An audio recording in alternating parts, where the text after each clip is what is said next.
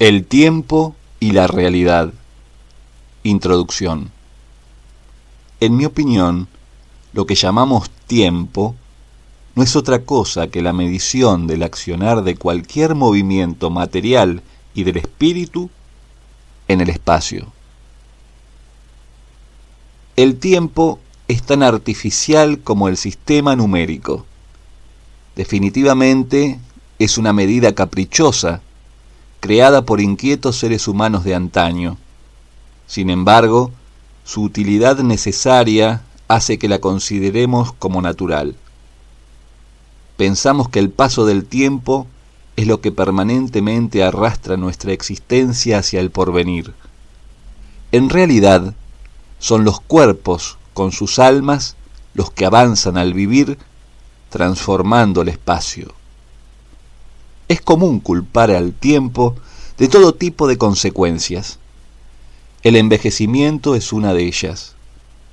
El cuerpo es lo que primero crece y luego se detiene para comenzar la cuenta regresiva de la vejez, bajo el influjo de factores internos y exteriores.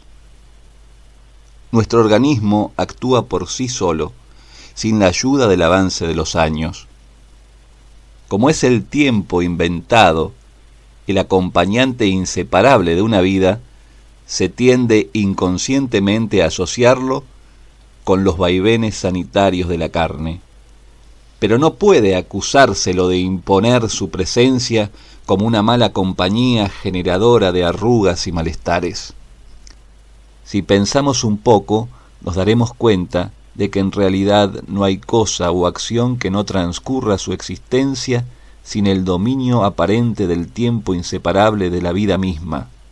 Sucede que el fin temporal es medir todos los presentes del universo alcanzable, filtrándose por todas partes, rodeando todo lo existente, como si fuese el aire que respiramos, con el agravante de que nos genera una limitación psicológica cuyo poderío irreal se nos hace creíble, cayendo así en el absurdo de sentirnos dominados por una fuerza simulada y fantasiosa, inventada por los hombres para facilitarse la vida entre sí.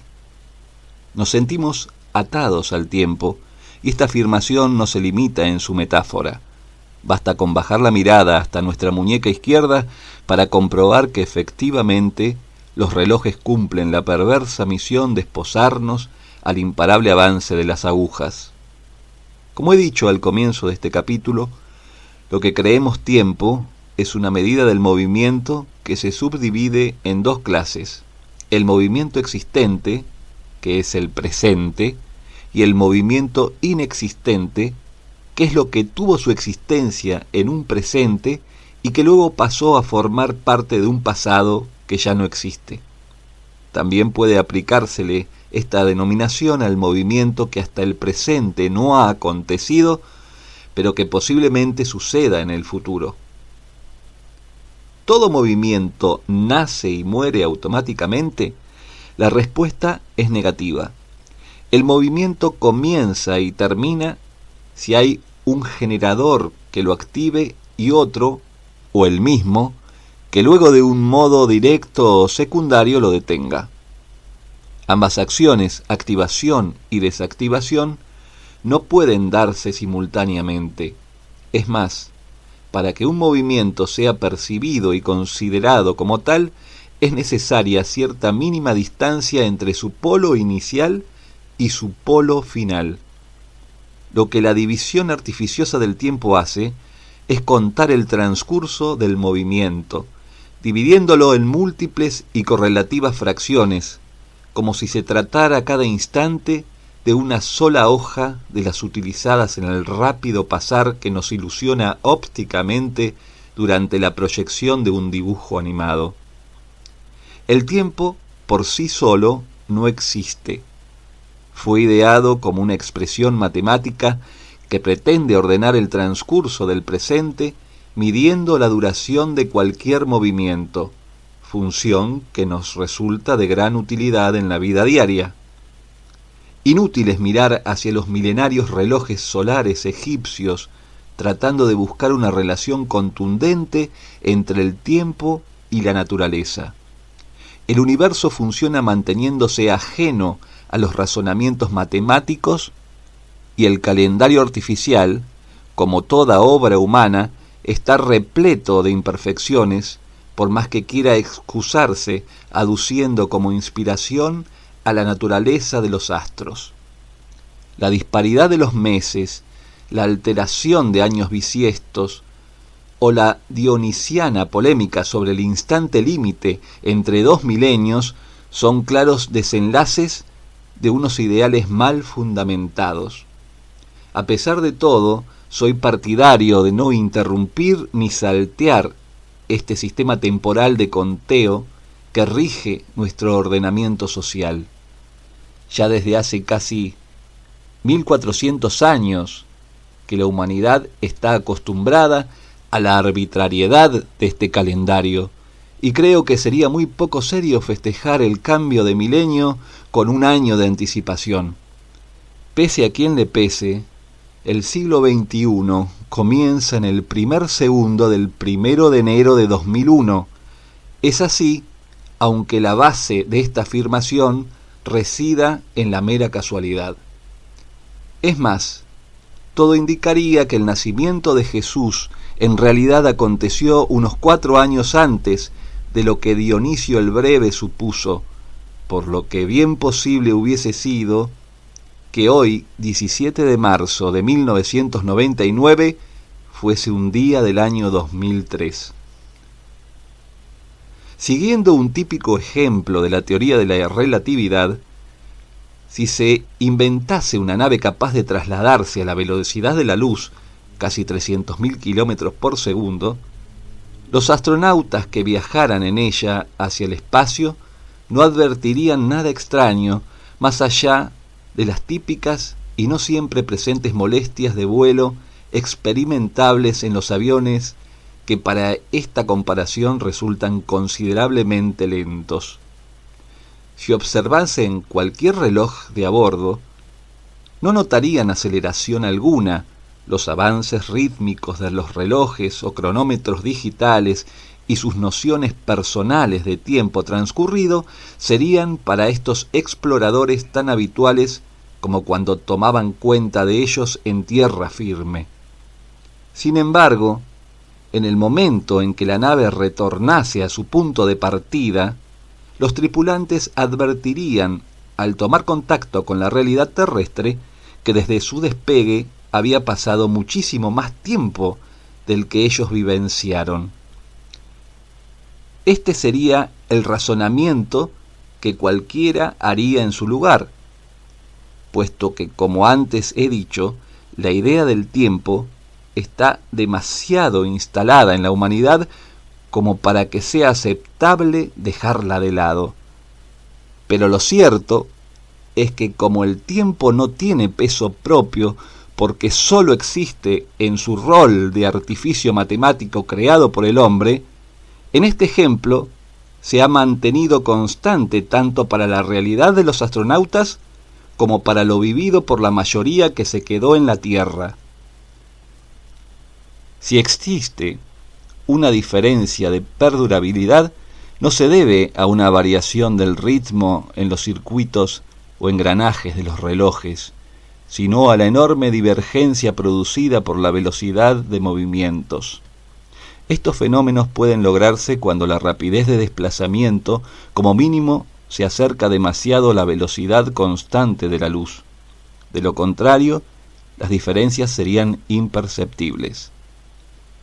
Trasladarse a semejante velocidad, aún categóricamente imposible de conseguir desde las limitaciones de nuestro actual progreso científico-tecnológico, no implica una variación del tiempo, que en definitiva solo existe en nuestra imaginación como un transcurrir bien medido y constante, sino que significa nada más complicado de lo que muestra ser: una aceleración extraordinaria de movimientos viajando a la par, nave y tripulantes.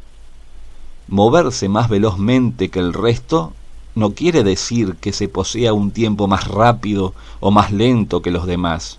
El tiempo, tal como lo ideamos, es igual para todos. Lo que aquí es diferente es el modo de movilizarse que hace que los astronautas estén viajando en otra dimensión ajena a la de quienes no se subieron ni a esa ni a ninguna otra nave o máquina de símil velocidad. Dentro de la nave, el espacio permanece tan normal como en la Tierra. El veloz transcurrir es el externo, el que podría observarse desde afuera. Si los tripulantes mirasen hacia el exterior, tendrían una ilusoria visión en la cual parecería que lo que se mueve muy rápidamente en sentido contrario son los cuerpos que en realidad se hallan detenidos o los que avanzan a menor velocidad. Aún sumando el movimiento de la Tierra al nuestro, si llegásemos a volar en un Concorde, obtendríamos un andar muy lento en relación a la velocísima luz. No hay un auténtico viaje en el tiempo como sí lo hay en el espacio. Lo que provoca el envejecimiento es el movimiento real y no el tiempo ficticio. Quien tuviera la posibilidad, por ahora sobrehumana, de moverse casi tanto o igual que la luz, verá que sólo en apariencia envejece más lento si es que retorna a la Tierra para poder cotejarse con sus contemporáneos. Si continuara viajando así hasta morir, no notaría diferencia alguna. Si regresara a su ciudad, nadie debería engañarse. Verse tan joven como cuando salió y a su familia y conocidos muchos más añosos que como entonces los dejó, no implica ni un envejecimiento acelerado de ellos, ni una suerte de rejuvenecimiento suyo, pues ellos, durante su ausencia, han vivido más que él. En este ejemplo cósmico hay dos realidades donde el tiempo se experimenta personalmente igual tanto para los astronautas, A, como para quienes no abandonaron el planeta, B. Sin embargo, mientras que los A avanzaron mucho más en las distancias del espacio, los B se adelantaron más en las distancias del tiempo. Pero como este es solo movimiento, las divergencias no deben ser consideradas como tan desasociadas. Tanto los A como los B se movieron simultáneamente. Es lógico que quien vaya a mayor velocidad llegue primero. Si se tratase de una carrera, el resultado daría como abrumadoramente ganadores a los A, que alcanzaron distancias inimaginables en un tiempo para ellos no extenso en demasía, pero para los B en nada breve, sino más bien todo lo contrario, aunque de todos modos reconocerían con hurras la hazaña al comprobar que la suma de distancias que han podido atravesar en el globo terrestre mientras los A surcaban el espacio sidéreo ha sido muchísimo más inferior que la de estos últimos, por más empeño que le hubiesen puesto subiéndose los competidores a cuanto avión ultrasónico les fuere posible abordar. Los A lograrían más distancia que los B.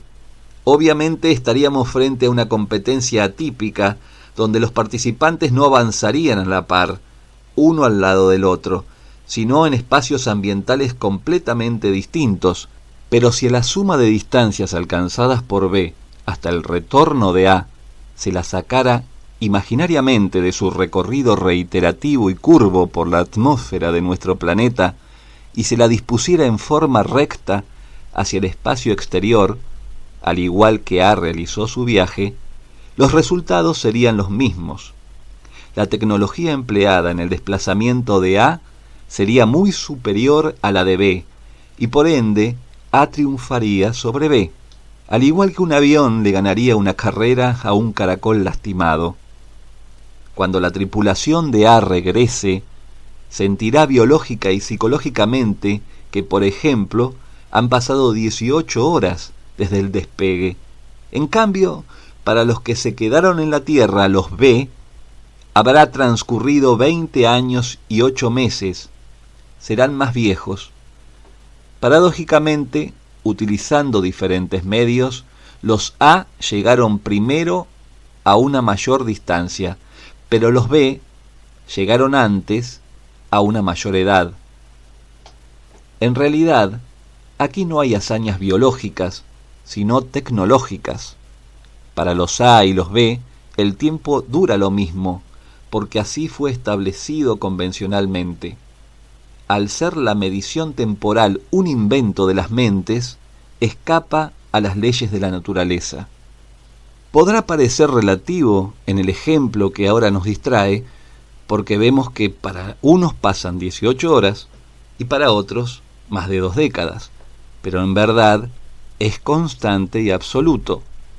Si los A hubiesen experimentado una aceleración mental de vivencias temporales, es decir, si hubieran sentido que estaban transcurriendo los 20 años mientras que para sus cuerpos tan solo pasaban 18 horas, hubieran alargado sus vidas y entonces sí podría decirse el tiempo es relativo, porque es posible lograr que mientras que para el cuerpo pasa lentamente, para la mente determinante de la realidad transcurre de un modo habitual. Pero este no sería el caso. Tanto el cuerpo como la mente de cada tripulante A pasaron vivencialmente sincronizados. Para ellos solo avanzaron 18 horas. La ficción que llamamos tiempo es absoluta en cuanto a la sensación de semejanzas subjetivas y relativa no en sí misma, sino en lo que respecta a las consecuencias de una simultánea duración experimentada en distintas realidades. Las 18 horas y los 20 años han sucedido al mismo ritmo cronológico en características de movimiento diferentes. Si alguien que quedó en la Tierra cambiara su lugar con uno de los tripulantes, experimentaría lo mismo que éste y viceversa. Los cuerpos biológicos y las mentes permanecen estables tanto en este planeta como en aquella nave que viaja a la velocidad de la luz, arrastrándolos, aunque lo sepan, sin que se den cuenta. No se viaja a través del tiempo, sino a través del espacio. Lo que sí es factible es viajar hacia otra parte lejana del tiempo, llegando más pronto de lo esperado. Cuando una nave terrestre logre alcanzar el veloz desplazamiento de la luz, se habrá hecho realidad para nosotros. No descarto la posibilidad de que esto ya haya sido logrado por seres de otros mundos, el célebre sueño de la máquina del tiempo. Yendo y viniendo a la velocidad de la luz, se puede experimentar un auténtico viaje al futuro. Se me ocurre que si, por ejemplo, X tuviese una enfermedad Y, cuya cura aún no ha sido descubierta, pero que debido al normal desarrollo de las investigaciones ya comenzadas, si éstas siguieran avanzando en la normal previsibilidad científica, existirían factibles esperanzas de que en un futuro podría ser hallado su necesario remedio o tratamiento de sanación. Bastaría con que este individuo X realizara un viaje espacial a 300.000 kilómetros por segundo con un regreso calculado dentro del tiempo previsto en la Tierra para la cura de Y. Verbigracia, 10 años, para que tuviese varias chances de recuperarse. Supongamos que así sucede y que Y es una enfermedad mortal bastante veloz, entonces se podría afirmar que X ha esquivado a la muerte, esquivando su estadía terrestre en el último tramo de la época en que aún no se había descubierto la manera de sanar Y todo esto sin tener que sacrificar siquiera los 10 años de vida que sí tuvieron que atravesar quienes se quedaron en nuestro espacio planetario. Directamente se puede esquivar el espacio pero no el tiempo, pues éste siempre nos acompaña a todas partes sin aceleramientos ni retardos. Se puede esquivar el tiempo de otros espacios, no del propio, del ocupado en ese momento. Por eso, la relatividad temporal siempre es indirecta dentro de un marco de comparación de realidades. Graficaré con un ejemplo empleando dos líneas cronológicas. En la A represento la duración de la vida que X tendría si no emprendiera el viaje, más una proyección de su probable sobrevida en caso de que no se hubiese presentado la enfermedad. En la línea B expongo también el transcurso de la vida de X, pero ya considerando la realización del viaje espacial que a él le representó las 3/4 partes de un día y a quienes lo aguardaron en la Tierra 20 años y 8 meses. Síntesis referencial. X igual a ser del ejemplo, Y igual a enfermedad, M igual muerte, PV igual probabilidad de vida, V igual viaje espacial, R igual regreso del viaje espacial, A igual años de X, C igual cura de la Y de X, 2000, 2090 y 2110 igual años calendario. En la cronología A podemos observar una vida X que, pese a haber luchado durante una década contra la enfermedad Y, que se le manifestó a los 50 años, fallece perdiendo la concreción de 3 décadas de factible probabilidad de vida. En la escala B se advierte como a raíz del viaje espacial, la vida de X se mueve casi 21 años en el calendario inmutable, permitiéndose en consecuencia la concreción de su ya posible cura y la continuidad de su existencia hasta su fallecimiento, acaecido a los 90 años, pero a un siglo y una década de su nacimiento, 2000-2110. Para el Registro Nacional de las Personas habrá vivido 110 años, para la auténtica realidad, 90. ¿Cuántas consecuencias interesantes podrían suceder usándose una nave como esa? Si X tuviera antes de partir hacia el espacio un hijo de 30 años, cuando retornara, ambos tendrían la misma edad. A medida que van pasando las generaciones, se advierte que, merced a los adelantos tecnológicos incidentes sobre la calidad de vida, las personas logramos alcanzar un mayor promedio existencial. Las estadísticas así lo reflejan, al igual que nuestra observación referente a la cautivante historia humana que podemos indagar. En la Belle Époque de los años 20, un hombre de medio siglo era casi un anciano. Hoy es un señor adulto que recién ha dejado atrás el codo de su vida. Todo hace suponer que dentro de 100 años, y también antes, el número de seres detentadores de una edad superior al siglo se habrá incrementado bastante. Si la nave luz existiera, más que demasiados harían todo lo posible para volver cuando los calendarios marquen no menos de 5 décadas más. Sería realmente como un renacimiento. Esperemos que los daños ecológicos se puedan sofrenar y no nos jueguen tanto en contra como para restarle demasiado a los puntos a favor que nos traigan los adelantos venideros. Imaginemos entrar en nuestro mundo futuro tan cargado de novedades que hasta podrían llegar a ser reliquias para quienes vivieron sin salteamientos la realidad terrestre. Lo ideal sería viajar en plena juventud para poder acceder en este estado a todos los beneficios que el nuevo panorama del porvenir ofrezca. Invenciones al servicio de la comodidad y el esparcimiento, descubrimientos positivamente revolucionarios y condiciones apropiadas para un mayor rejuvenecimiento, no solo estético, sino que además incida sobre la prolongación existencial.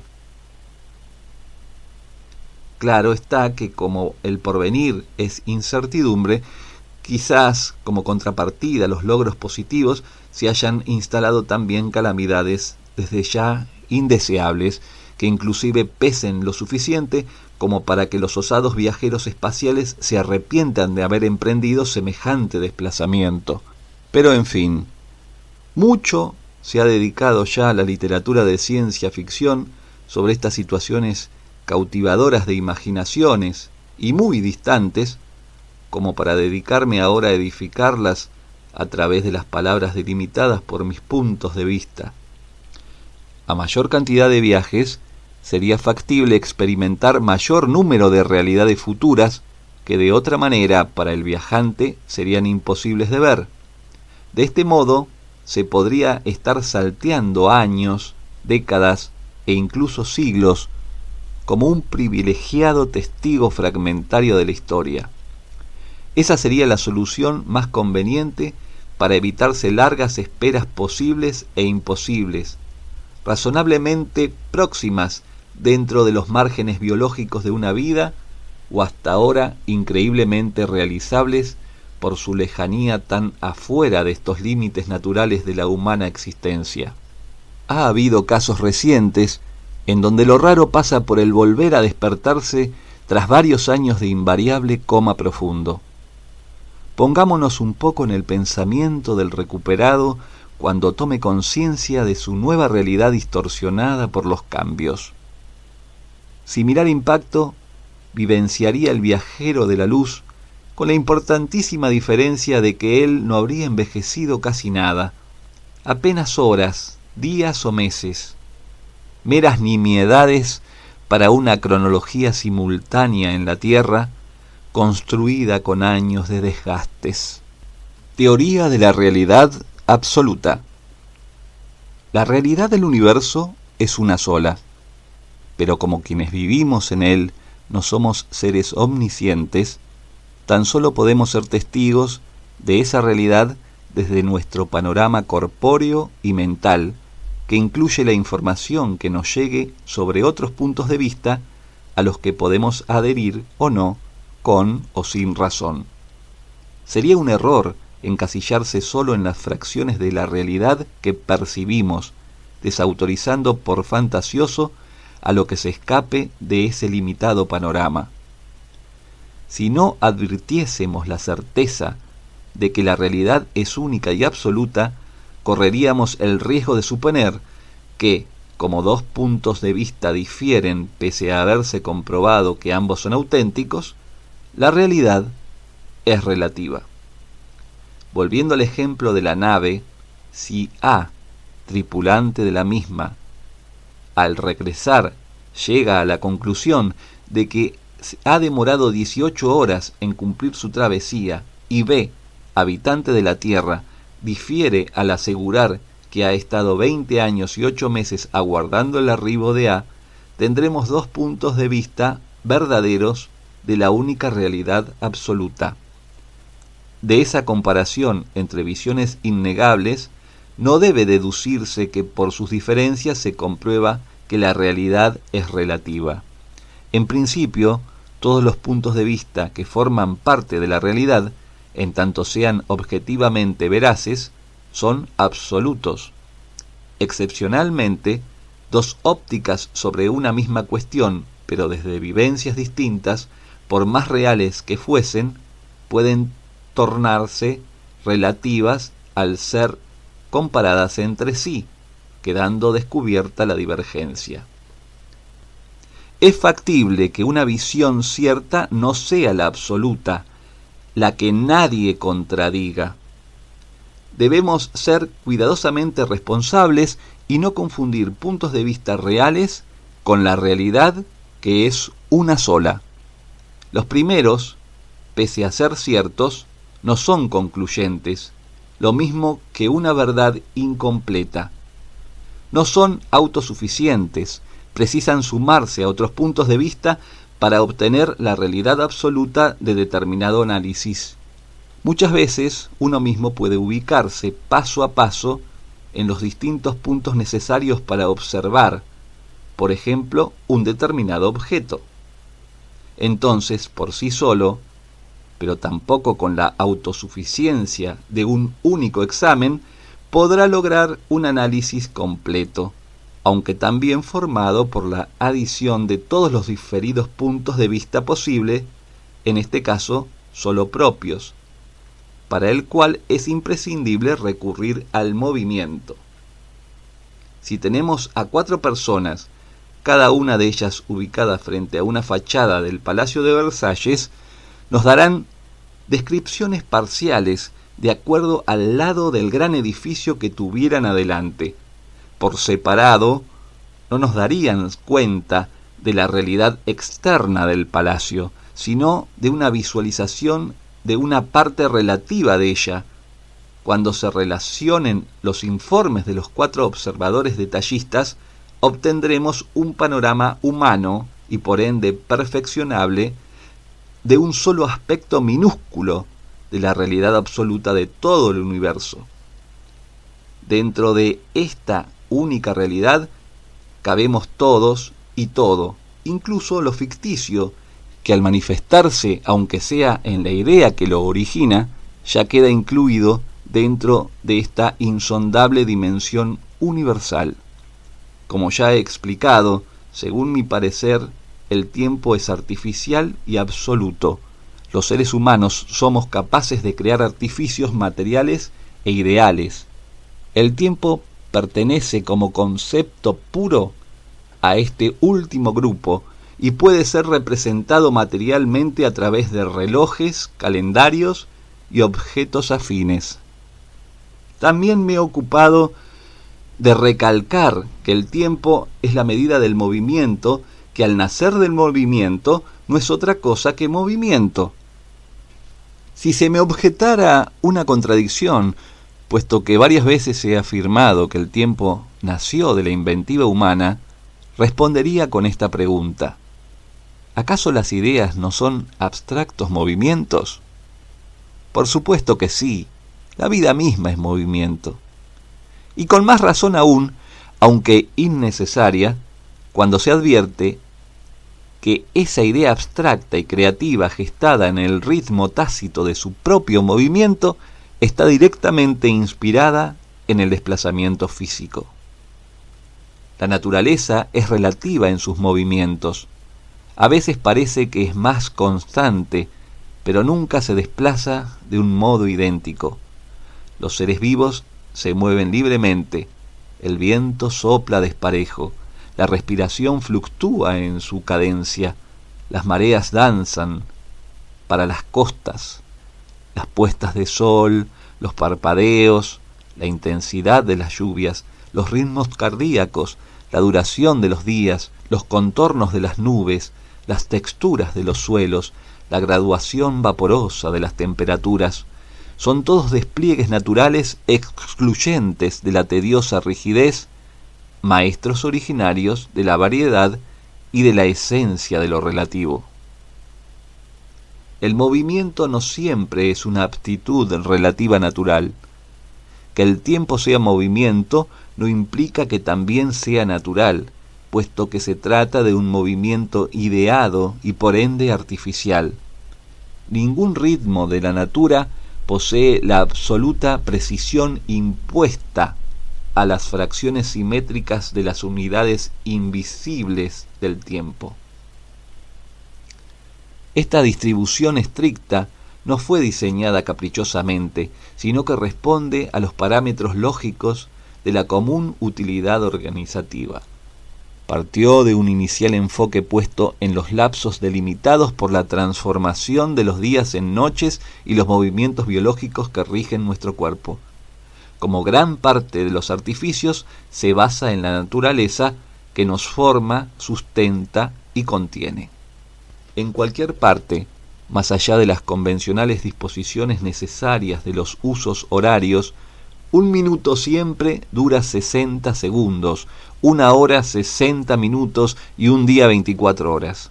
Se determinó que los años duren 365 días, salvo los bisiestos que duran uno más cada 4 años, porque ese es el período que la Tierra emplea para orbitar alrededor del Sol.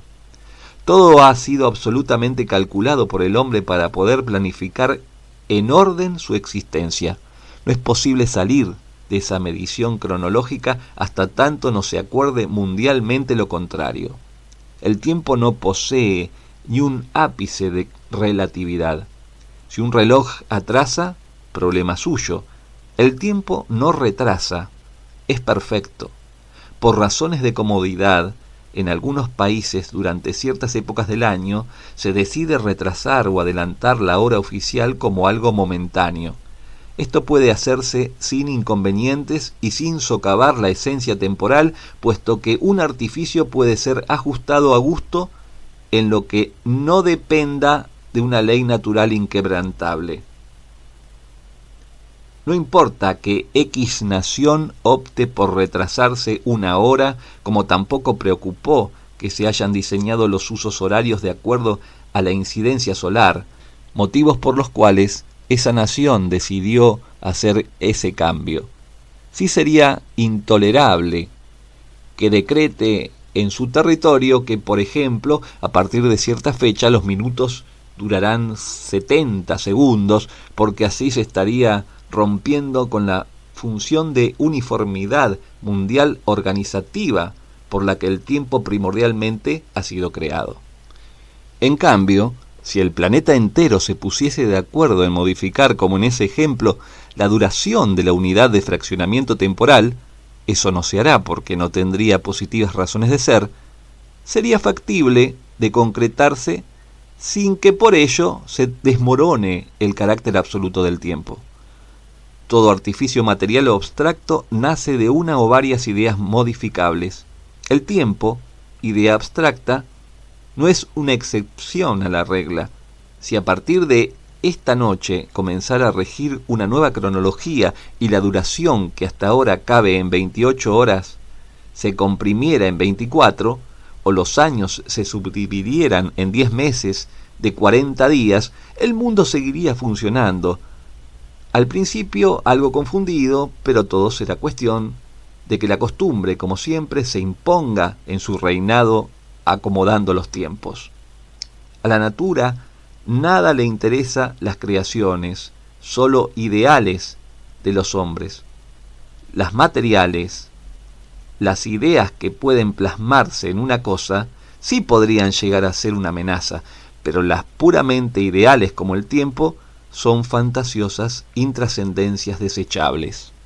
Si se llegara a cambiar la unidad temporal básica, por conveniencia el minuto antes que el segundo, o la distribución de las subestructuras anuales, días, semanas y meses, tendríamos el mismo sistema absoluto ordenado de distinta manera, es decir, hasta hoy del modo tradicional que conocemos, desde mañana, con el nuevo diseño de fragmentación acordado, pero siempre bajo la premisa absolutista. Habría relatividad solo si, comenzando a un mismo tiempo, pero en lugares distintos, el tiempo se midiera bajo las mismas pautas cronométricas y diera en su respectivo lugar un resultado diferente al allí esperado. En la lentitud de la Tierra se darían las mismas pautas cronométricas que en la rapidez de la nave capaz de trasladarse a la velocidad de la luz. Por lo tanto, si se hiciera la prueba iniciada al unísono con el despegue de la nave, entre el reloj del tripulante y el reloj de un habitante terrestre, al finalizarla con el aterrizaje, ellos concluirían desde sus respectivos puntos de vista que han vivido durante el lapso de prueba lo que suponían que tenían que vivir en base a lo que el tiempo ha avanzado. No notarían contradicción entre sus propios relojes mecánicos y biológicos. Para el viajero habrá pasado en su conteo el mismo tiempo que sintió pasar, 18 horas. para el ser que se quedó en el planeta, también habrá transcurrido en su vigilado calendario el mismo período que con paciencia vio desarrollarse al compás de su envejecimiento, 20 años y 8 meses. Ambos están en lo cierto, los dos resultados son absolutos, la relatividad se encuentra en sus puntos de vista parciales. El tiempo, como la realidad, es único. Los puntos de vista son múltiples. Como dije, las pautas cronométricas ideales no han variado ni en la Tierra ni en la nave. Las diferencias hay que buscarlas en las pautas de movimiento físico. La luz tiene movimiento continuo de velocidad constante. De acuerdo a seguimientos científicos, se ha comprobado que en el vacío invariablemente avanza a 299.793 kilómetros por segundo, según las mediciones humanas de distancia y tiempo. Es decir, que si tuviese la intensidad de fuente apropiada y no se topase con ningún cuerpo no traslúcido, opaco, avanzaría por el libre espacio a 1 billón de kilómetros por hora. No conozco ningún otro movimiento natural que sea absoluto como la velocidad de la luz. Existe sí un movimiento artificial llamado tiempo, que también es absoluto y que sirve como medida de los movimientos de la naturaleza, casi absolutamente relativos, de no ser por la curiosa exactitud de la velocidad de la luz. La naturaleza en sí es relativa, al igual que los cuerpos y la duración de la vida. La luz, tan integrante de la natura como los recién mencionados cuerpo, duración de la vida y movimiento natural, es sospechosa excepción en cuanto a las características absolutas de su velocidad. Hay dos maneras de determinar la relatividad. La primera se sustenta cuando tras examinar cierto objeto o determinado fenómeno se arriba a la conclusión de que no se mantiene constante desde ningún punto de vista desde el que se lo observe. En esa variación constatable individualmente reside la relatividad más evidente. Podríamos ejemplificar afirmando que el clima no siempre es igual. Eso es algo que todos sabemos, sin lugar a dudas. Es una verdad que podemos comprobar diariamente en cualquier parte. Incluso bastaría con que haya un clima constante, excepto en una sola región de la Tierra, para que así y todo dicha aseveración se siga manteniendo. Ahora, si esa región excepcional estuviera en un sitio del universo ajeno a nuestro alcance, nuestra premisa sería de tenor absoluto. El clima siempre es igual.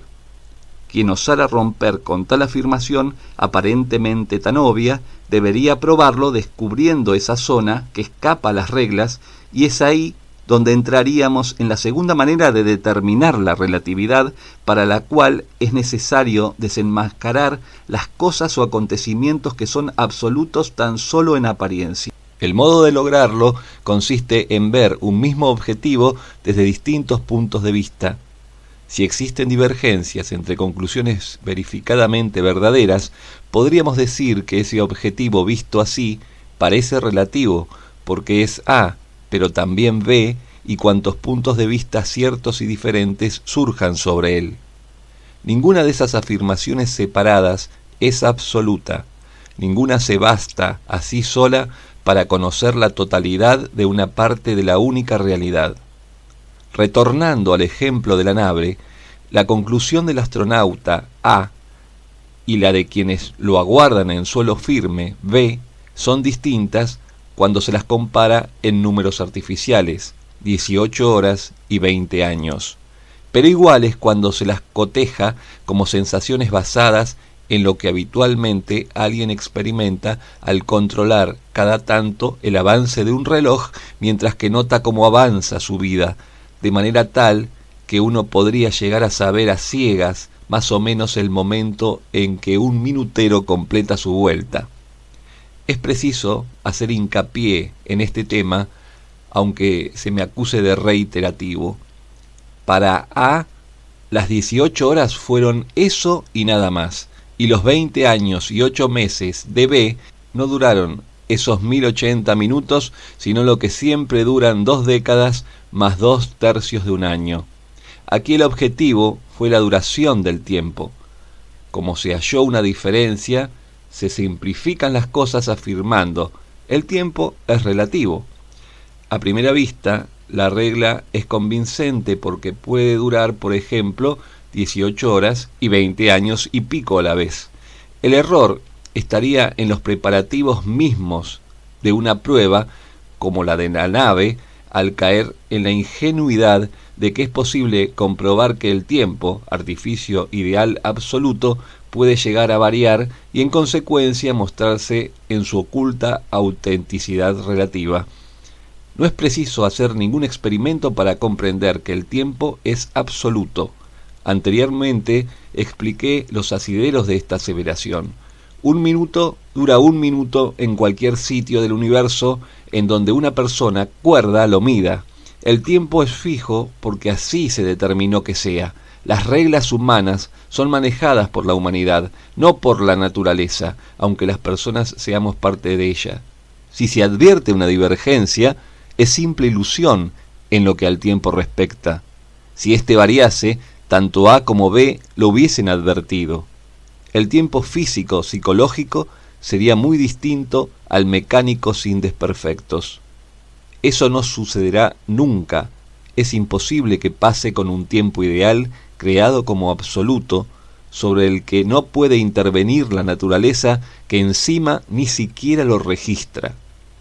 Ahora, si la discrepancia temporal es ilusoria, ¿cómo se explicaría tal fenómeno una vez comprobado? Si la relatividad no está en el tiempo, como a simple vista parece, ¿a dónde está? ¿Qué fenómeno se responsabiliza por semejante diferencia? 18 horas versus más de 20 años. La respuesta, en principio, hay que buscarla dentro de los márgenes de la realidad, en los códigos del movimiento natural, libre de impertinentes injerencias humanas. El movimiento de la naturaleza es un cambio continuo de posición espacial, desde un sitio a otro. El tiempo es la medida artificial de ese movimiento. Además, es la medida de sí mismo. Los milenios se miden por siglos, décadas, años, meses, semanas, días, horas, minutos, segundos, centésimas, milésimas, millonésimas, 1000 millonésimas de segundos. En fin, toda una gama de artificios. Decir que el tiempo es relativo es igual a sostener que la medida artificial de movimiento es relativa. T es igual a md a m. Si T es R, md a m es R. Sin embargo, por los fundamentos ya expuestos, la medida artificial de movimiento es absoluta.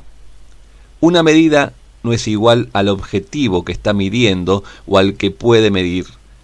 Una regla numérica, por ejemplo, no puede ser comparada con la cosa que está siendo medida mediante ella. El movimiento puede ser relativo, su faceta mayoritaria, o absoluto, su excepcional minoría. También puede ser clasificado como natural o artificial. El tiempo es la medida artificial tanto de los movimientos naturales y artificiales relativos como de los absolutos. Esto no significa que los movimientos naturales sean iguales a los movimientos artificiales, porque los movimientos que están en los movimientos naturales, pese a sus similares características, no pertenecen al grupo de movimientos que se hallan en movimientos artificiales. La medida artificial es absoluta. El movimiento artificial es absoluto o relativo. Si el tripulante de la nave A tardó 18 horas en ir y volver, y a los que se quedaron B le llevó 20 años y 8 meses esperarlo, el primer objetivo de análisis debe ser la realidad, base de todo buen criterio. El segundo, el movimiento. Y sólo ocuparse al pasar del tiempo, duración o medida del movimiento, según se desee denominarlo, como una referencia del caso. Existe una realidad universal y absoluta que abarca todo el universo y se divide en una clase principal, la naturaleza, y otra secundaria, que indirectamente surge de ella, la artificial. ¿Por qué motivo una medida puede ser confundida con el objetivo que se está midiendo o que se medirá con ella?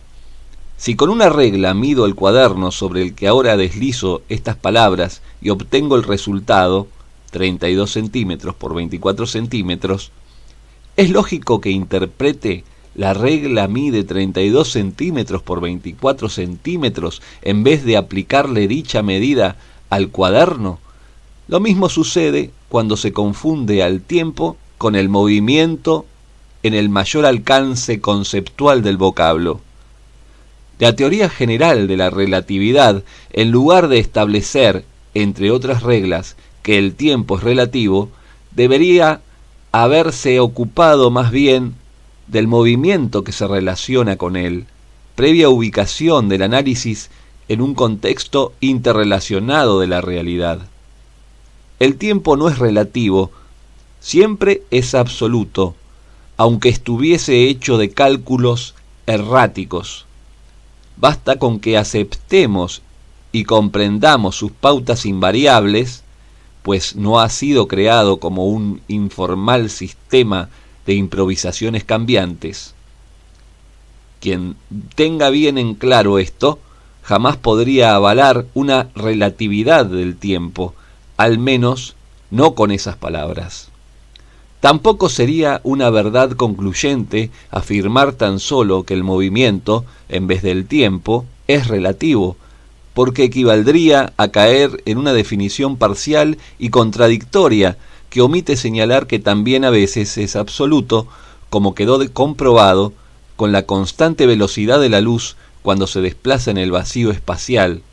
Fuera de él es apenas inferior, con lo cual se demuestra que también posee tramos de su desplazamiento teñidos de cierta relatividad. El tiempo es una medida artificial y absoluta. Como idea de esencia abstracta que también es, no puede verse, sí representarse con relojes y calendarios, pero sin la utilidad material que por ejemplo posee una mesa. Por su transparencia es que se confunde al tiempo con su objetivo de medición. Si se lo ignora como medida y se lo equipara al movimiento que es capaz de medir, emergen conclusiones desacertadas, al menos en lo que respecta a la ortodoxia conceptual. Dentro de la realidad, que es tan universalmente abarcadora como para incluirse a sí misma, hallamos dos estados primordiales: A, el natural; B, el artificial. Este último, B, es un derivado del primero, A. El movimiento, sinónimo de acción, forma parte de ambas ramas. Para aclarar mejor los contenidos a grandes rasgos, analizaré primero las características básicas del movimiento originario. Movimiento natural. El universo está en permanente movimiento. Nosotros, que somos parte viviente de la naturaleza, no podemos ser la excepción. Aún en la quietud del descanso, nos movemos junto al resto de las cosas con permanente continuidad. El vocablo quietud es ilusorio en su esencia, pero necesario cuando se quiere hacer la más cercana diferenciación total con el movimiento. La relatividad y discontinuidad son la regla en el movimiento natural, y la velocidad de la luz en el vacío constituye la excepción. Es absoluta y continua. Un movimiento natural es discontinuo por el hecho de avanzar sin fijar una velocidad ni un rumbo lineal. Cuando caminamos, por más estables que nos encontremos, no vamos derechos hacia un sitio con pasos exactamente regidos por la equidistancia. Lo posible y habitual es ir zigzagueando un poco, unos tramos más deprisa que otros, en la línea que imaginariamente transcurre entre nuestro punto de arranque y el próximo punto de detención, fracción de movimiento. Lo mismo sucede con el resto de desplazamientos naturales que conocemos: curso de un río, ráfagas del aire, crecimiento de seres y un largo etcétera, salvo con la velocidad de la luz en el vacío, que va sin alteraciones a 299.793 kilómetros por segundo, por más que surja de una fuente en movimiento, pues la velocidad en que viaja esa fuente no se suma a la velocidad poderosísima que emite hecha luz. Isaac Newton, a fines del siglo XVII, realizó un estudio de los movimientos, arribando a la conclusión de que estos se suman matemáticamente. El típico ejemplo está en suponer que sobre un tren que avanza a 40 km por hora, un niño A, detenido en un vagón, arroja hacia adelante una pelota X a unos 15 km por hora. Para A, esa pelota habrá avanzado a esta última velocidad. Para el testigo B, que esté parado y observando desde un andén rozado por el viento del transporte justo en el instante en que A hace el lanzamiento, tanto el tren como A han pasado a 40 km por hora. En cambio, X a 55 km por hora, 40 más 15. Ambos puntos de vista difieren. Adentro del tren se vio la velocidad de X como si se hubiese arrojado desde un suelo inmóvil. Afuera se vio que el tren iba semirápido, pero la pelota X avanzaba más.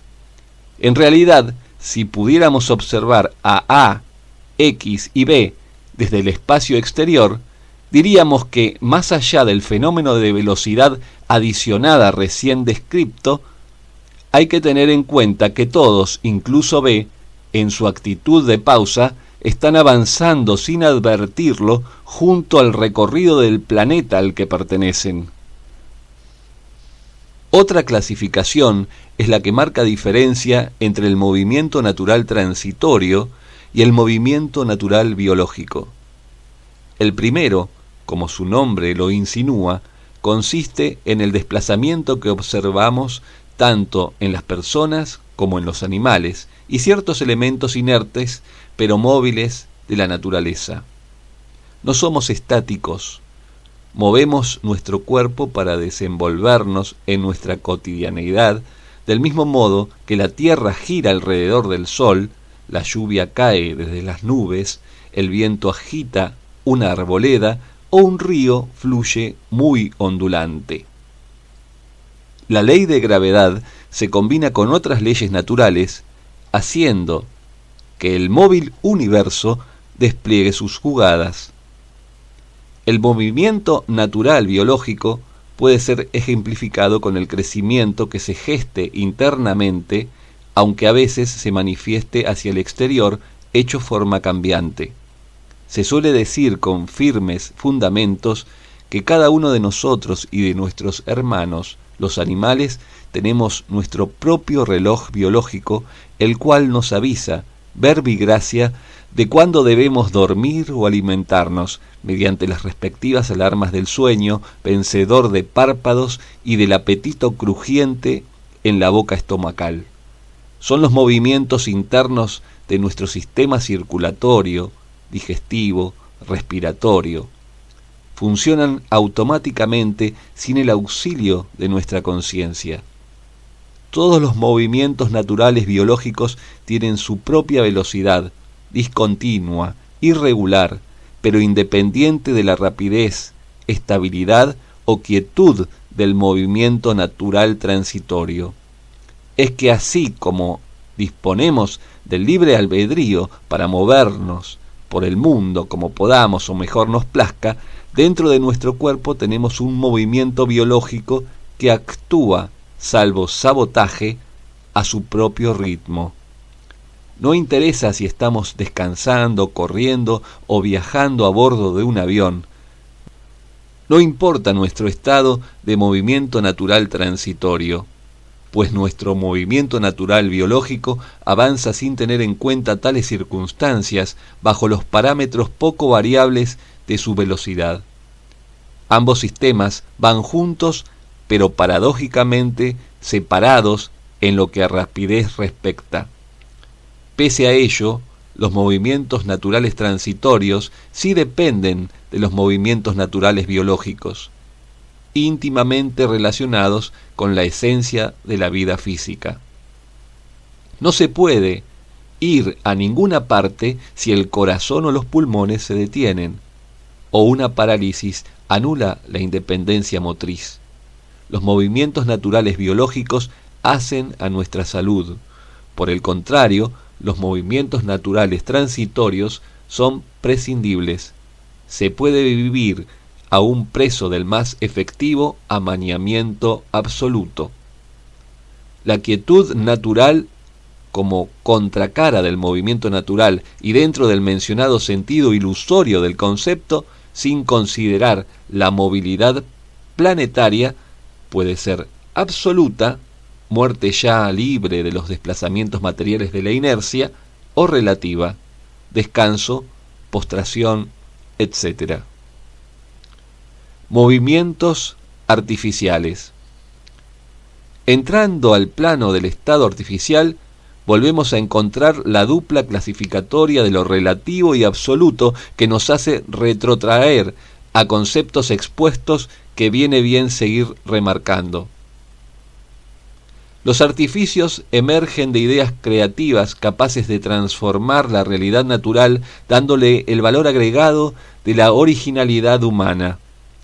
El movimiento artificial de corte absolutista hay que buscarlo en la velocidad de las luces eléctricas y en las ciencias matemáticas y sus derivaciones exactas, entre las que sobresale el tan requerido tiempo como medida absoluta que nace de ideas de esencia abstracta para racionalizar a los desplazamientos que se producen en la realidad. Las ideas son movimientos expresivos del intelecto gestados en la mente.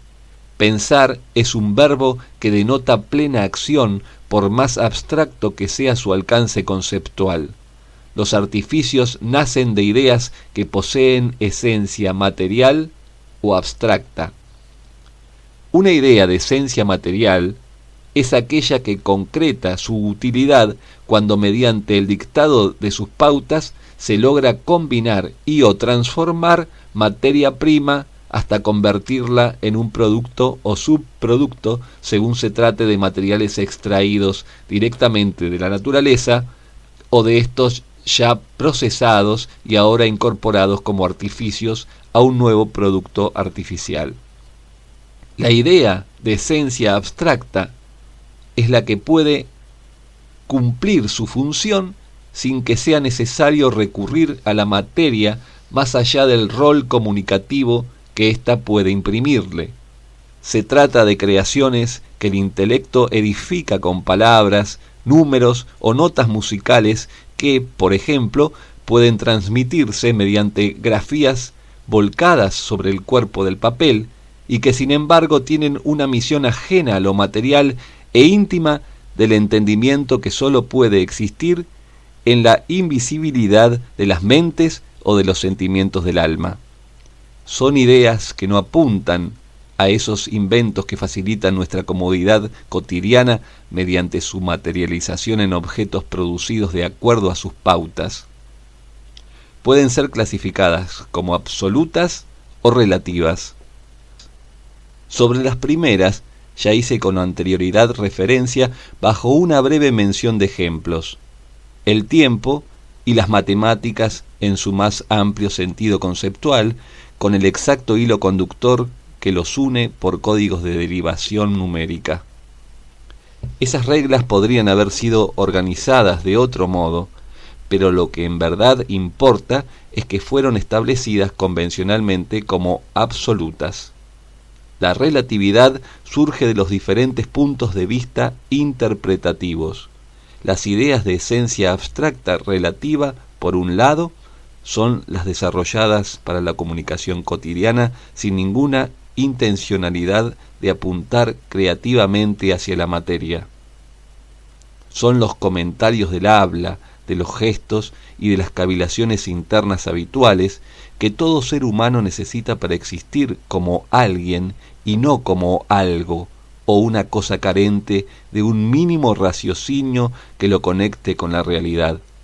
Las personas, y en menor medida los animales, poseemos entendimiento que nos diferencia de los simples objetos. De lo contrario seríamos como meros autómatas del sinsentido.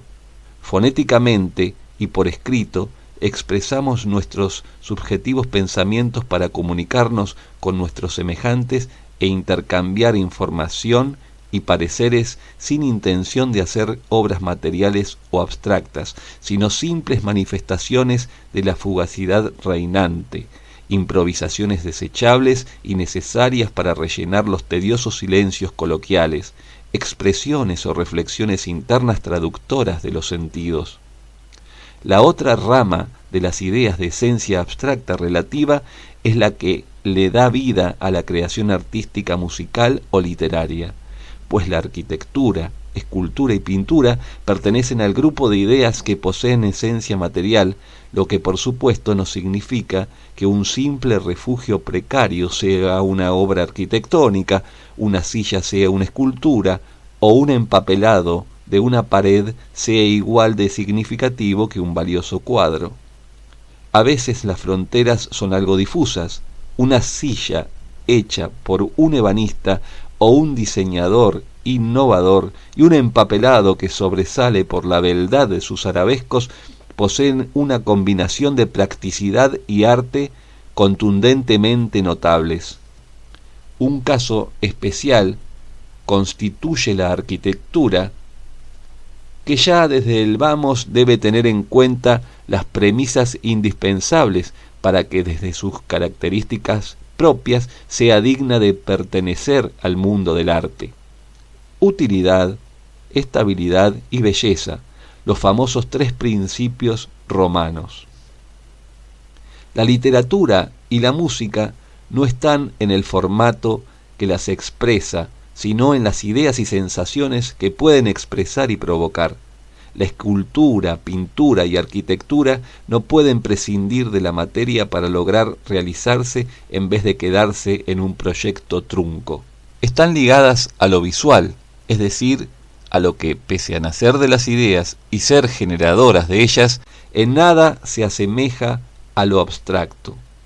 Hasta que no estén los proyectos plasmados en la materia, no puede aseverarse que existen como obra. En cambio, las melodías y las palabras articuladas artística, filosófica o científicamente ya están concluidas como obra desde el momento en que nacieron como ideas. Si caben sin omisiones en la memoria de su creador, es porque poseen una extensión breve. De lo contrario, precisarían de un soporte físico que las registre, pero ese soporte jamás será la obra, del similar modo que el tiempo no es movimiento natural, sino medida que puede representarlo. Las creaciones musicales y literarias pueden transmitirse en su fiel plenitud mediante el sonido, característica imposible para las obras surgidas de ideas de esencia material. Un ascensor, un edificio, un cuadro o una escultura pueden ser explicados sonoramente a través de la lengua hablada, pero con una exageración de falencias insalvables fuera de la vista, puesto que lo abstracto jamás podrá transmitir fielmente a lo material, al igual que lo material nunca conseguirá representar con fidelidad a lo abstracto. A continuación podrán ver un cuadro sinóptico de la teoría de la realidad absoluta que aquí expongo. El universo creado por Dios para todos los creyentes abarca todo lo que existe, que a su vez es la realidad, y ésta se divide en natural o artificial. Ambas a su vez se subdividen en material y abstracta, movimiento, quietud y puntos de vista. En la realidad material, el movimiento se divide también en absoluto, la velocidad de la luz, relativo, transitorio, biológico, continuo y discontinuo. La quietud natural se subdivide en absoluta y relativa, y el punto de vista también en absoluto, Dios, y relativo, humanos. En la agrupación artificial, dentro de la dupla material y abstracta, esta última se refiere a las ideas que se dividen según sean de esencia material absoluta o relativa, o de esencia abstracta, absoluta, numérica y tiempo, o relativa, arte y pensamientos cotidianos. En la dupla conceptual movimiento y quietud, el movimiento se subdivide en absoluto y relativo, y dentro del absoluto se divide en velocidad de la luz e ideas de esencia abstracta como la medida de tiempo. Finalmente, el punto de vista de la realidad artificial es el tecnológico. Incluí la velocidad de la luz tanto en el ámbito natural como artificial, porque la luz puede ser natural, como la del sol, o artificial, como en el caso de un reflector. En sí, la idea de velocidad y su medición siempre es artificial, pero la primera fuente creadora es la natural. La artificial es una copia de la naturaleza. Conclusión. Una vez que tenemos un panorama de la realidad, resulta factible y hasta sencillo acceder a un entendimiento más profundo, donde las preguntas se responden con deducciones claras surgidas de una visión general. Así es posible desenredar los hilos tácitos de las relaciones de factores que a veces cuesta mucho descubrir si se recurre únicamente a los análisis aislados, corriendo encima el riesgo de partir desde confusiones conceptuales de desafortunadas consecuencias. Para redondear todas las ideas hasta aquí presentadas, concentrémonos nuevamente en el caso de la nave. Hemos visto la clasificación del movimiento. De acuerdo a ella, podemos decir que tenemos la siguiente realidad. A. Una nave viajando a la velocidad de la luz. B. Sus tripulantes moviéndose libremente en cuanto a su tránsito circunscripto a la superficie de la nave, sus movimientos biológicos y sus ideas. Movimientos naturales transitorios, movimientos naturales biológicos e ideas o movimientos artificiales abstractos y relativos. C. La Tierra girando en torno a su eje alrededor del Sol. D. Los habitantes de la Tierra moviéndose en ella con la habitualidad de siempre. E. El tiempo artificial y absoluto midiendo movimientos con sus mismos criterios tanto en la nave como en la Tierra. Justamente, en la nave, al igual que en este planeta, los cuerpos mimetizan sus movimientos con los desplazamientos del lugar sobre el que viajan. Aunque permanezcamos en quietud sobre la nave que va a la velocidad de la luz, sobre un auto a 100 km por hora o sobre la Tierra misma que gira en permanente traslación, nuestro cuerpo se estará moviendo a la velocidad de nuestro transporte. Los movimientos naturales biológicos poseen una destacable pero no absoluta independencia. En cada ser vivo ejercen su particular control sin tener muy en cuenta a los movimientos naturales transitorios y en las traslaciones del planeta y en los medios de transporte conocidos en nuestra aún semi-ignorante humanidad. Se dice que dichos desplazamientos generan desajustes biológicos tan insignificantes que no pueden advertirse como se debe, ni tampoco ser tomados en cuenta. Es ilustrativo focalizarnos en una cosa en movimiento, A, un cuerpo que se mueve junto a esa cosa, B, y una serie de movimientos biológicos, C, gestados dentro de ese cuerpo. A y B son cuerpos, masa palpable, y C es movimiento producido en B. A y B van a la misma velocidad. El segundo contenido y arrastrado sin traumas por el primero. Recordemos el ejemplo del tren. Si B avanza sobre A en movimiento, un observador foráneo desde el andén advertiría que va pasando a mayor velocidad que A. Su movimiento se sumaría al de A.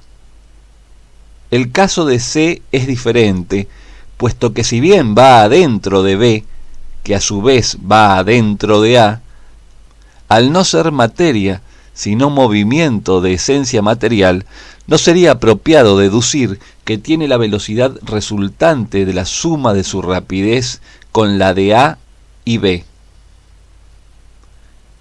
No es la intención de este análisis dedicarse a señalar la dicotomía del movimiento puro dentro de un cuerpo en movimiento, sino destacar que la velocidad de C es muy diferente que la de A y B, por más que estén unidas por una cadena de relaciones móviles. La velocidad de la luz en el vacío es independiente de su punto de origen. Si en A se acciona una fuente de luz, tanto para B como para el observador, la velocidad de ella sería la misma. No hay sumatoria con el kilometraje marcado por el cuerpo en movimiento desde el que se enciende. Sus casi 300.000 kilómetros por segundo son invariables.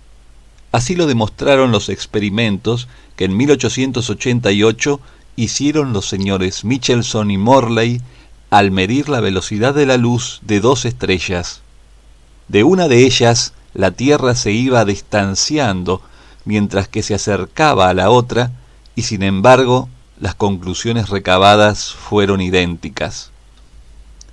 Si tratáramos de comprender cuáles son las razones por las cuales, al regresar del viaje espacial hecho a la velocidad de la luz, los A vivieron en ese lapso casi 21 años menos que los B, ineludiblemente deberíamos abocarnos a investigar la relación existente entre los movimientos naturales biológicos y los movimientos transitorios tanto naturales como artificiales. La conclusión no puede pasar por alto que los movimientos naturales biológicos solo se alteran significativamente cuando el cuerpo que los contiene viaja a la velocidad de la luz o a una velocidad muy próxima a ella. Los movimientos naturales biológicos jamás podrían efectuar su labor interna al ritmo de la velocidad de la luz. El cuerpo al que cada grupo de movimientos biológicos pertenece, o, dicho en un criterio más juicioso, los respectivos cuerpos que les pertenecen a ellos, sí pueden seguirle el ritmo a la velocidad de la luz, mimetizándose con ella al dejarse llevar, y aunque sus movimientos naturales transitorios, obviamente, dentro de la nave seguirán siendo tan normales como siempre, su velocidad real será igual a la del desplazamiento que estuvieran haciendo, más la de la velocidad en que se mueva la galaxia. La velocidad de la luz es absoluta, al menos eso es lo que por ahora se ha comprobado. Pero si adentro de ella alguien o algo avanzara, estaría avanzando a una velocidad superior, es decir, los astronautas A, que caminan hacia adelante dentro de esa nave que se traslada a la velocidad de la luz, estarían siendo más veloces que ella. En tales circunstancias de desplazamiento, los movimientos naturales biológicos que parecían ser tan indiferentes manifestarían una reacción imperceptible para los A, pero contundente a la hora en que éstos ya en tierra se comparen físicamente con sus conocidos B. Es que los movimientos naturales biológicos, en vez de continuar en su ritmo tan individual, se alteran, pero no como los cuerpos que se adhieren a la velocidad de la luz, al igual que siempre lo han hecho con cualquier otra velocidad, sino que por el contrario, además de seguir con su característico proceder tranquilo, lo lentifican aún más en una clara reacción de defensa. Es como si en lugar de ir hacia adelante o permanecer en su misma celeridad despaciosa, fueran hacia atrás.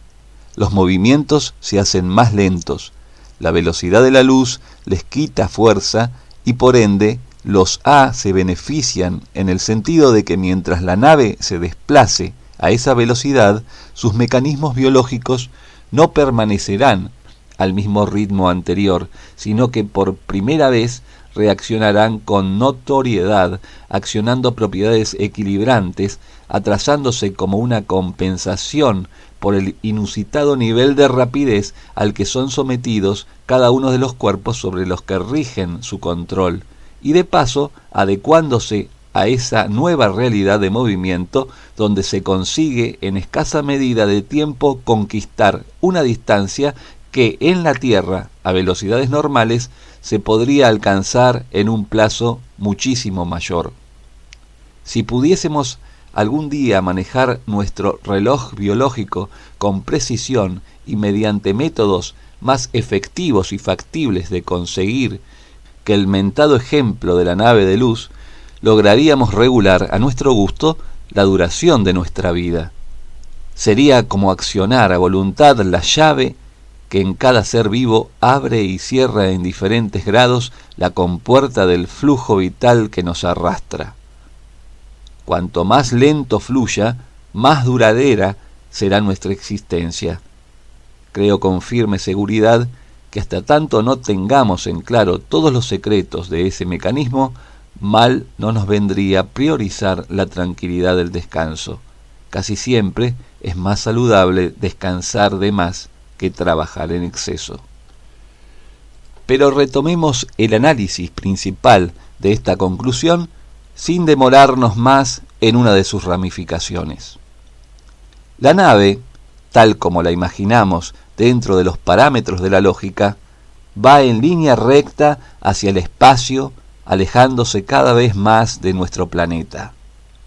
Supongamos que en lugar de hacerse tal recorrido, viaja también a la velocidad de la luz, pero en círculos alrededor de la Tierra. Los tripulantes A verían pasar días tras noches como continuos parpadeos. En ese sistema de velocidad, las vidas humanas durarían unos 900.000 años terrestres, que, traducidos a lo normalmente vivenciado, equivaldrían a 90 años, puesto que si cada vez que el Sol tras la Luna reinicia su cíclica aparición transcurre de un modo aproximado un día en la Tierra, dentro de la nave tardará tal acontecer una vez cada 8 segundos. El movimiento al que van la nave y sus tripulantes es 10.093,45 veces más veloz al de la Tierra. 1.080 millones de kilómetros por hora versus 107.000 kilómetros por hora. Imaginémonos que fuese al revés. ¿Cómo sería entonces la medición temporal terrestre? ¿Y qué terribles efectos tendría tal aceleración sobre el clima? El tiempo, tal como ha sido diseñado, es una medida al servicio de los movimientos naturales biológicos y afines, basada en el Sol, pero independiente de él. Por eso, si la velocidad de la Tierra fuese como la de la luz, en 24 horas se vería cerca de 10.000 amaneceres y transcurriría la distancia que ahora el planeta solo puede cubrir tras 27 largos años. Pensemos en este ejemplo referido a una carrera de competidores desiguales. A. Un automovilista conduciendo su coche. B. Un hombre a pie. La meta es completar 18 horas de travesía. Ganará quien en ese plazo recorra la mayor cantidad de kilómetros. tras agitarse la bandera a cuadros, salen juntos en el mismo instante. A las 18 horas de marcha, ambos se detienen y se comprueba que mientras que A realizó un recorrido de 2.700 kilómetros, B apenas llegó a los 108. Es lógico que tal resultado haya acaecido. Ninguna persona puede igualar ni acercarse siquiera a la velocidad de un auto.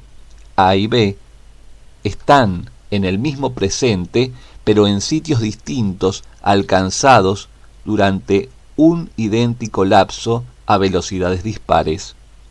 Si A, sin moverse, quiere reencontrarse con B, debería aguardarlo durante 18 días. Ahora, transportemos la carrera al espacio, donde los competidores son C, nave viajando a la velocidad de la luz, D, la Tierra, que viaja a 107.000 kilómetros por hora. Una primera diferencia con el ejemplo anterior la hallaremos en la salida misma de la contienda, pues uno de los participantes, C, saldrá desde el otro, D. La meta, en cambio, será la misma: avanzar durante 18 horas, obteniendo el triunfo quien logre hacer el mayor kilometraje. C avanza por el espacio, D también, pero siempre en su órbita, alrededor del Sol. Los resultados, como era previsible, divergen bastante. 19.440 millones de kilómetros, C, y D, 1.926.000 kilómetros. Si C, la nave, suspendida en el espacio, una vez cumplidas las 18 horas en la Tierra, se quedara esperando la rezagada D, debería tener una paciencia extraordinaria, puesto que tal aparición no acontecería antes de 181.682 horas, 7.570 días o 20 años y 8 meses. Sin embargo, como D no tiene ese recorrido, esa espera sería inútil. Jamás llegará a ese sitio del vacío espacial. C, entonces, seguirá de largo sin detenerse hasta completar lo que, según el real punto de vista de sus tripulantes, falta para alcanzar las 18 horas de competición previstas. 17 horas, 59 minutos, 54 segundos, que, fuera de la velocidad de la luz, equivalen a 20 años y 8 meses. Los mismos que, como hemos visto, C, en quietud, tras 19.440 millones de kilómetros recorridos, tendría que aguardar si D se dirigiera hacia ella. Sucede que desde el punto de vista de D, o de cualquier otro que no se acerque demasiado a la velocidad de la luz, las 18 horas se cumplieron cuando C hacía solo 6,42 segundos que había despegado.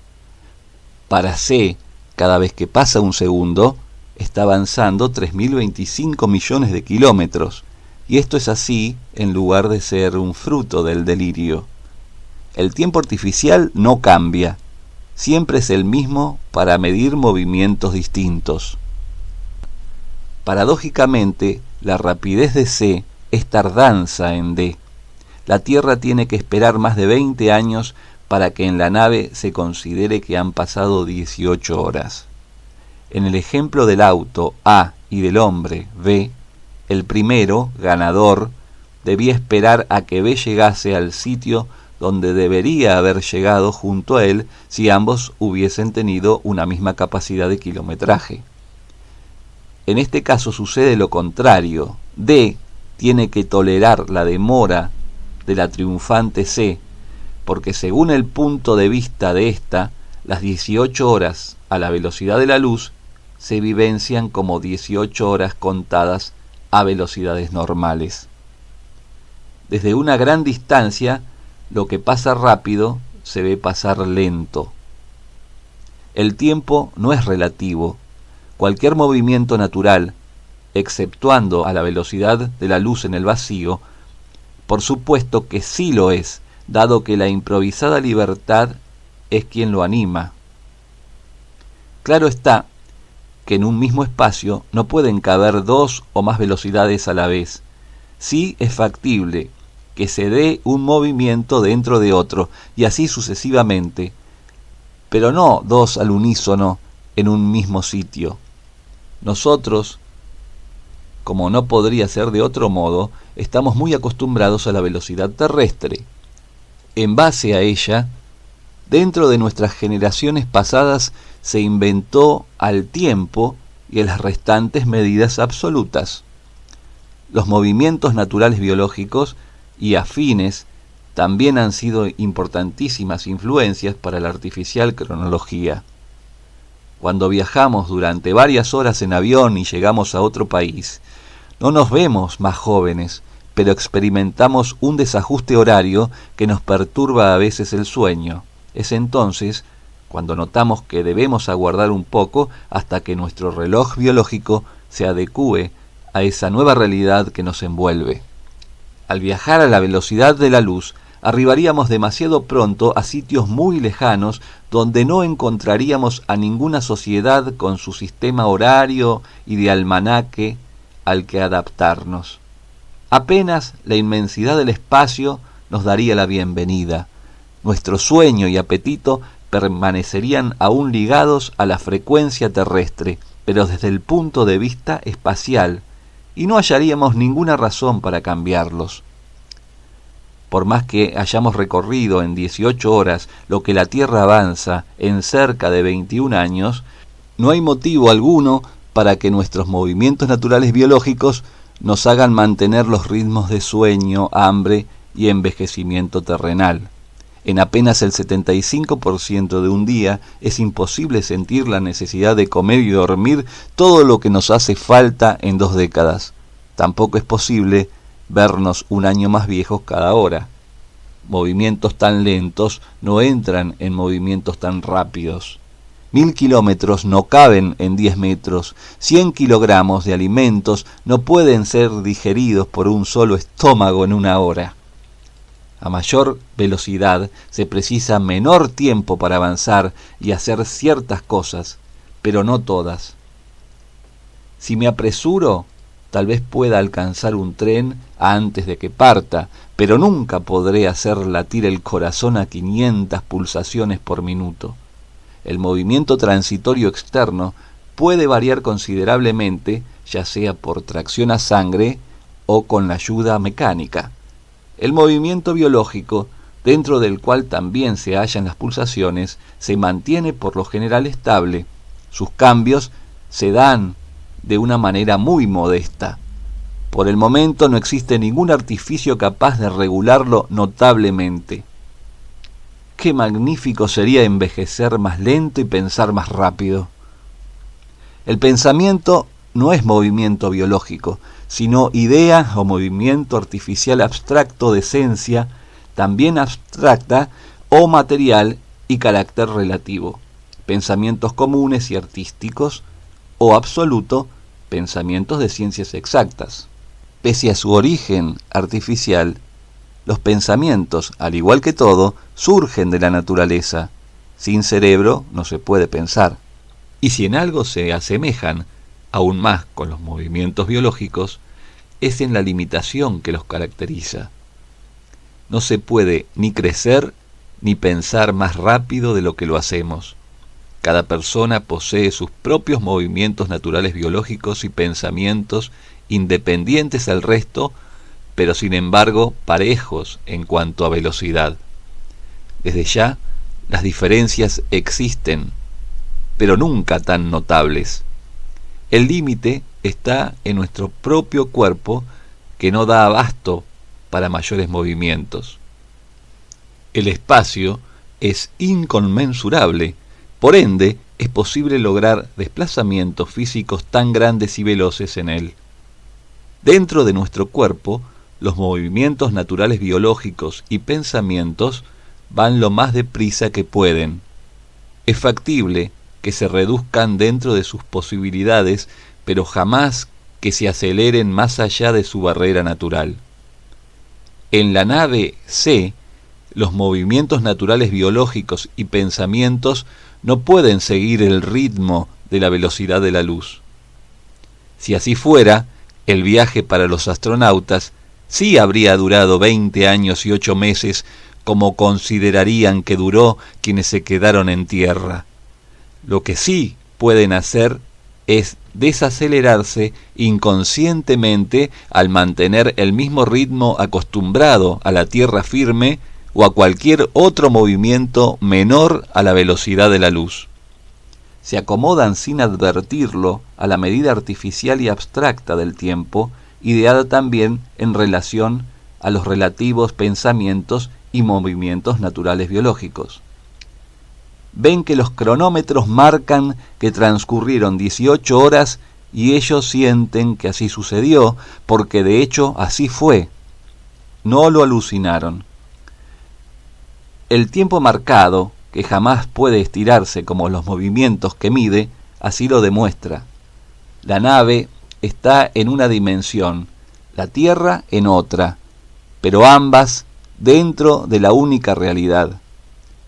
Que cada punto de vista interprete una porción de la realidad no significa que una sea verdadera y la otra falsa. Las dos vistas son auténticas. En una el movimiento transitorio es más veloz que en la otra. Esa rapidez influye sobre los movimientos naturales biológicos y pensamientos, pero no hacia adelante, 20 años y 8 meses, para alinearse con el punto de vista terrestre, paradójicamente ya dejado al despegar, sino hacia atrás, 18 horas, para que así continúen su marcha sin salirse de su eje equilibrado, porque si en 18 horas se consiguió recorrer una distancia 10.093 veces superior a la de D, no es casual que 20 años y 8 meses, el tiempo que D debería emplear para llegar a los kilómetros alcanzados por C, sea 10.093 veces más que 18 horas.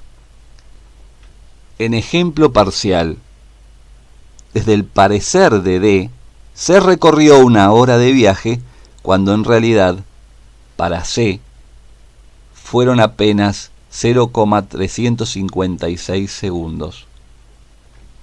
Si el reloj biológico de cada uno de los tripulantes de C siguiera igual como si estuviesen en D, con respecto a la velocidad de la luz que avanza 10.093 veces más deprisa que D, estaría adelantado.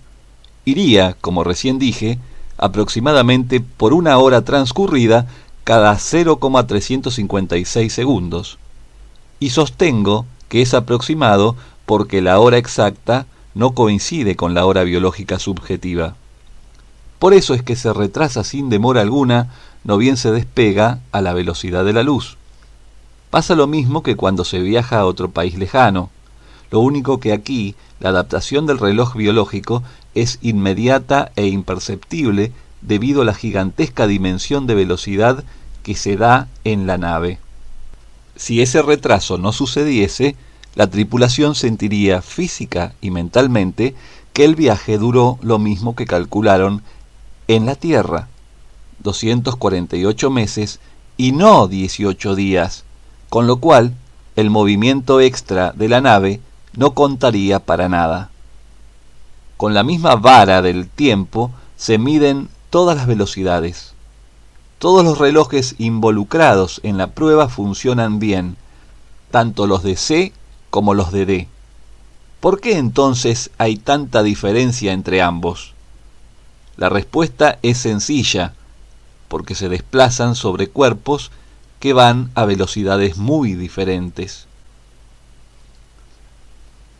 No necesitamos ni mirar un reloj para tener una idea de lo que demora un segundo. Lo tenemos psicológicamente incorporado, pero si buscamos la precisión, recurriremos a tan útil artefacto obligado a respetar la medición absoluta.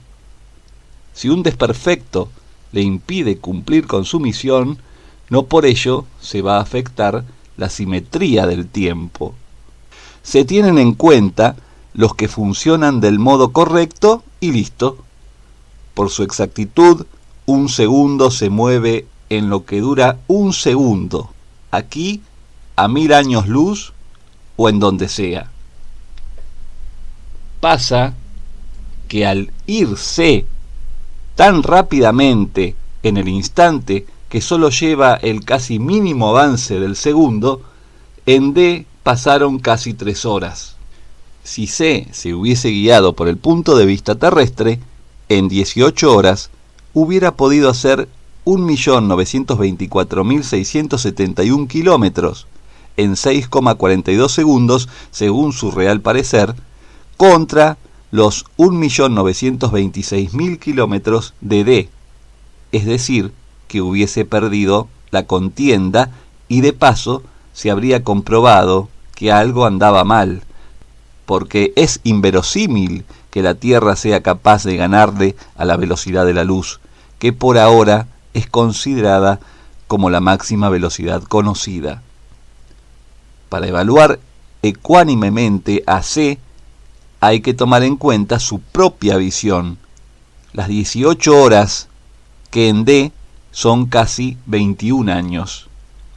Eso significa que no solo resultaría falso el aparente triunfo de D, sino que C, en el plazo de competencia, podría hacer ese 1.924.671 kilómetros, regresar al punto de largada, ir de nuevo hasta ese kilometraje, volver y así sucesivamente 5.045 veces más.